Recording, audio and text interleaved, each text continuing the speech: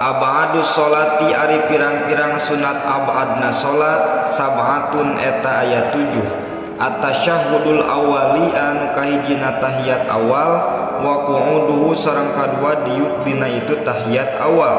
wa sholatu sareng anu katiluna maca sholawat alan nabi ka Kangjeng Nabi Muhammad sallallahu alaihi wasallam fihi dina itu tahiyat awal wassolatu sareng kaopatna maca sholawat alal ali ka keluargana Kangjeng Nabi fit tasyahudil akhiri dina tahiyat akhir wal kunutu sareng kalimana kunut wa qiyamuhu sareng kagenepna nangtung dina itu kunut wassolatu sareng katujuhna maca sholawat wassalamu sareng maca salam alan nabi ka Kangjeng Nabi Muhammad sallallahu alaihi wasallam wa alihi sareng ka kulawargina Kangjeng Nabi wa sahbihi sareng ka para sahabat